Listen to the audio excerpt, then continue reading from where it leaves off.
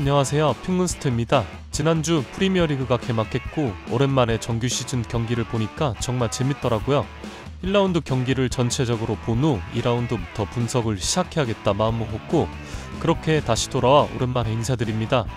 분석의 스타일과 방향성은 늘 그랬듯 제가 보고 느낀 것을 토대로 할 예정이며 소신있게 한번 픽해보겠습니다. 부디 결과도 잘 따라와 주길 바라보며 이번 시즌 첫 분석 시작해보겠습니다.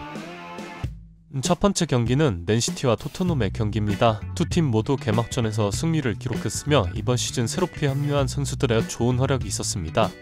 시티의 경우 밀란에서 5,500만 유로에 합류한 라인더르스가 1라운드부터 풀타임 출전을 기록하며 한 골과 한 개의 도움을 기록했고 니코 루이스, 라인더르스, 오스카르 바브로 이어지는 시티의 새로운 오른쪽 조합은 굉장히 신선했습니다.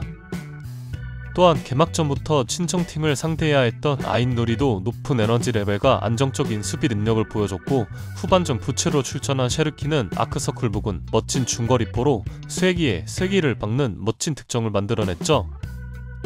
시티가 이번 시즌 영입한 선수들의 가격과 개막전에서 보여준 포텐을 생각하면 진짜 산 가격에 엄청난 영입을 했다는 생각밖에 들지 않았던 그런 경기였습니다.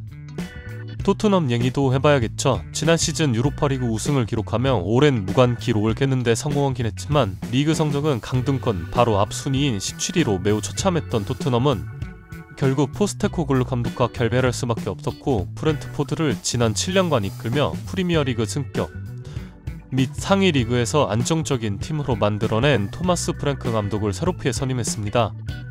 제 분석을 자주 보신 분들이라면 아시겠지만 프랭크 감독의 브렌트포드는 제가 꽤나 좋아하는 팀이었고 그만큼 분석에서 많이 다루는 팀이었는데요. 프랭크 감독의 강점은 백포와 백스리 포메이션 모두 상황에 맞게 사용할 수 있다는 점과 빠른 공수 트랜지션은 브렌트포드에서 보여준 가장 큰 무기였다고 생각합니다.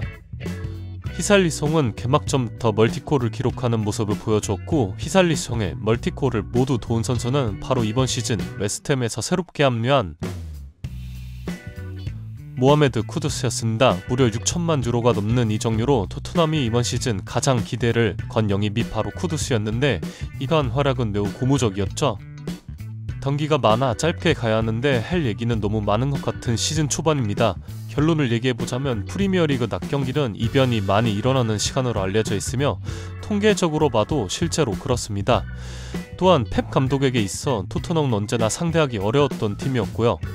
그런 점에서 1.5대 맨체스터 시티의 승리 배당은 저는 메리트가 없다고 생각됩니다. 시간대가 시간대인지라 이 경기를 베팅한 분들은 정말 많은 것이라고 생각이 되는데 저는 이 경기 양팀 득점 성공으로 가보겠습니다. 두 번째 경기는 브렌트포드와 아스톤 빌라의 경기입니다. 브렌트포드의 경우 지난 시즌 리그 10위를 기록하며 좋은 시즌을 보냈습니다만 이번 시즌은 완전히 다른 팀으로 봐야 할 것 같습니다. 우선 지난 7년간 팀을 이끌었던 토마스 프랭크 감독이 떠났고 팀의 핵심 중추인 에이스 은베우모가 맨유로 이적했으며 엄청난 활동량과 뛰어난 수비라인 보호 능력을 보여주었던 네르고르는 아스날로 이적했습니다. 팀의 핵심 선수들을 떠나보낸 만큼 많은 이적료 수익이 생겼고 그대로 스쿼드 보강에 투자하는 모습을 보여주었는데 지난 시즌 본머스에서 9골과 4개의 도움을 기록하며 프리미어리그에서의 가능성을 보여주었던 당고 와타라를 영입했으며 피레체에서 마이클 카요네와 페에노르트에서 안토니 밀란보 등을 영입하는 모습이었습니다. 하지만 와타라 정도를 제외하면 즉시 전력감으로 보기는 힘들며 미래를 본 영입이라고 할 수 있겠습니다.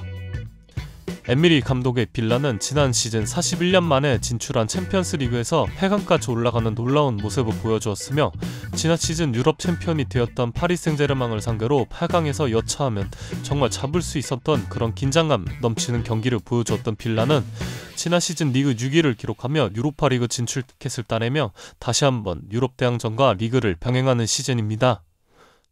스쿼드에선 지난 시즌과 비교했을 때 큰 변화는 없을 것이며 팀 내 유스 출신 미드필더 제이콥 램지를 뉴캐슬에 4,500만 유로로 아주 좋은 금액에 판매했고 존 듀란의 이적 및 와킨스의 백업 공격수로 지난 시즌 니스에서 13골과 9개의 도움을 기록하며 니스를 리그왕 4위로 이끌었던 에반 게상을 영입하는 정도에서 끝난 빌라의 이적 시장이었습니다. 두 팀 모두 개막전에서 보여준 경기 내용은 정말 좋지 않았습니다. 브렌트포드는 노팅엄 원정에서 3대1 패배를 기록했고 빌라는 홈에서 뉴캐슬을 상대로 0대0 무승부를 기록했지만 콘사의 퇴장과 전후반 통틀어 슈팅 3개에 묶이는 매우 답답한 경기력을 보여주었죠.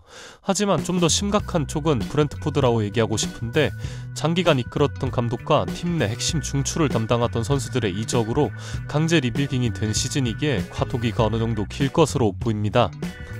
반면 빌라의 경우 지난 시즌과 크게 달라질 것 없는 이번 시즌이기에 1라운드 좋지 않은 경기력을 보여주었음에도 에메리 감독의 빌라가 지난 몇 시즌간 리그에서 보여주었던 모습을 생각한다면 큰 걱정은 없을 것이라 생각하기에 아스톤 빌라의 승리로 추천드립니다.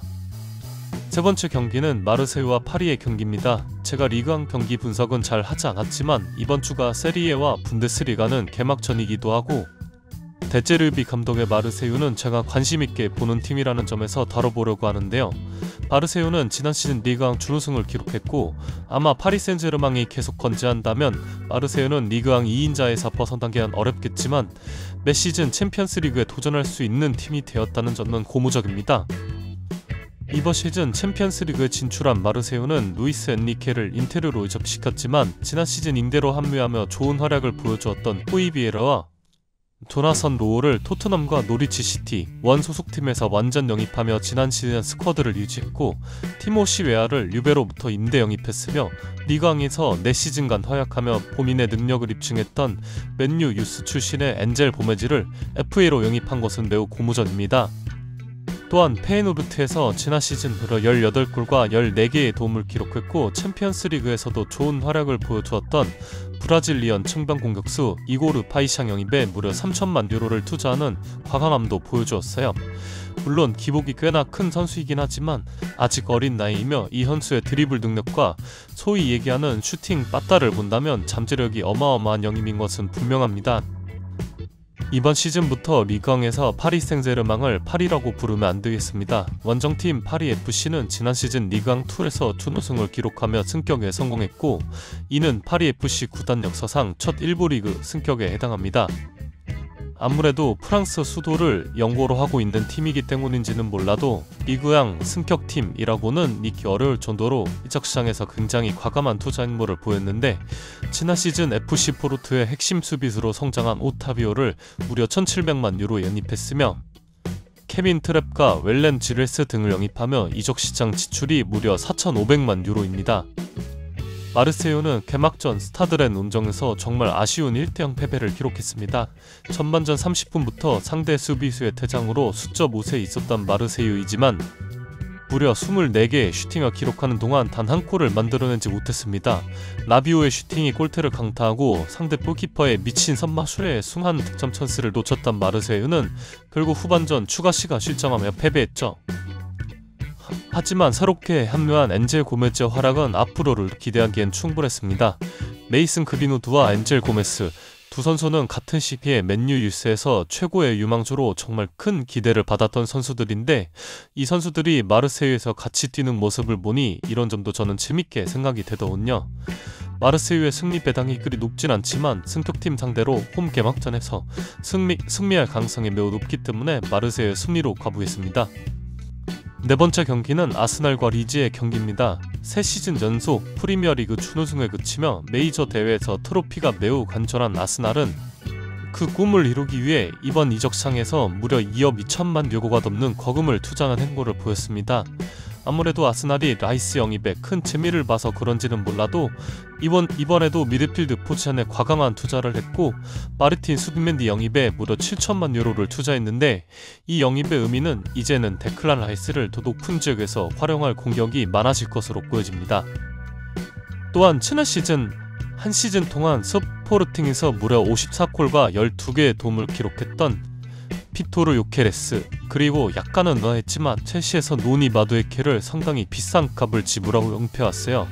또한 조르지뉴와 토마스 파티가 빠졌기 때문에 미드필드 뎁스를 채우기 위해 브렌트포드에서 영입한 네르고르 영입은 금액을 생각한다면 이보다 더 좋은 영입은 없을 것이라 생각됩니다.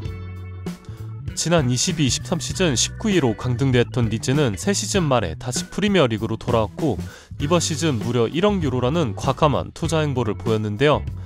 제가 호펜하임 분석 등마다 중요하게 언급했던 미드필더죠.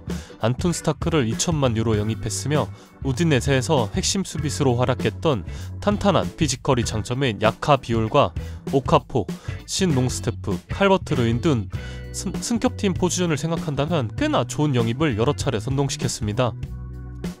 개막전 리즈의 경기력은 굉장히 놀라웠는데 지난 시즌 중후반기 모에스 감독이 지휘봉을 잡은 이후 좋은 모습을 보였던 에버튼을 상대로 경기를 완전히 압도한 끝에 1대0 승리를 기록했습니다. 다니엘 파르케 감독이 과거 노리치 시절 프리미어리그에서 공격적인 축구로 재미를 주었지만 실패했던 경험이 있는 감독인데 이번에 리즈에서 감독으로 보여준 모습은 정말 인상적이었습니다. 리즈는 승격팀이긴 하지만 결코 언더독 팀이라고 생각하면 안 될 것 같다는 생각이 들었던 것이 후방에서 2-3 빌드업이 굉장히 잘 이루어지고 있고 안정적인 모습을 보여주며 6번 미드필드 역할을 하고 있는 이선 안파도가 그 중심을 잘 잡아주는 모습이었습니다. 또한 이적생 안톤 스타크를 굉장히 흥미롭게 봤었는데 호펜하임에서 6번 미드필더 역할을 소화했던 것과는 달리 공격 지역에서 활발한 모습을 보여주었으며 리즈의 빌드업이 막힐 때마다 내려와서 활로를 뚫어주며 리즈에서도 이 선수가 전술적으로 핵심이 될 것 같다는 생각이 들었던 경기였죠. 물론 리즈의 전술적인 시스템이나 그 전술을 소화할 수 있는 선수들의 능력은 충분해 보였지만 소위 약체팀으로 분리되는 팀들의 특징이 바로 공격 쪽에서 해결사가 부족하다는 점을 꼽을 수 있는데 리즈 역시 이 부분에선 아쉬움이 많이 느껴진 것은 사실입니다. 아스날의 경우 개막전에서 맨유 원정에서 가까스로 0대 승리를 기록했는데 이번 시즌도 아스날의 세트피스는 굉장히 창의적이고 강력하다는 생각이 들었던 경기였고 코너킥 상황에서 칼라피오리의 득점이 결승골이 되었습니다. 물론 이 승리와는 별개로 아스날은 맨유의 빠른 템포에 굉장히 고전했던 경기였고 경기 내용적으로 합격점을 주기는 어려웠던 경기였는데요. 큰 기대를 안고 프리미어리그에 입성한 요케레스의 장점들이 많이 나왔던 경기는 아니었고 뛰어난 피지컬을 바탕으로 몇 번의 홀드업 플레이를 보여준 것 외에는 공격에서 이렇다 할 영향력을 보여주지는 못했습니다. 고무적인 것은 공격에서 부카요 사카의 의존도를 의도적으로 크게 줄인 모습이었는데 이게 가능한 것이 왼쪽 공격에서 칼라피오리를 활용한 공립 패턴이 많이 보였고 또 꽤나 괜찮다는 생각이 들었습니다. 아쉽긴 했지만 맨유 원정이기도 했고 또 맨유가 정말 많이 강해졌다는 것이 느껴지는 장면들이 많았기 때문에 결과적으로 개막전에서 아스날이 승점 3점을 챙긴 것은 매우 고무적입니다. 리즈가 아스날 원정에서 지난 경기 에서 보여준 공격적인 스탠스를 유지할 가능성은 다니엘 파르케 감독이 과거 노리치에서 보여준 모습을 생각해본다면 매우 높다고 생각되며 이런 축구에서 아스날이 더 강점을 보일 수 있을 것이라 생각하기 때문에 아스날의 승리로 추천드립니다.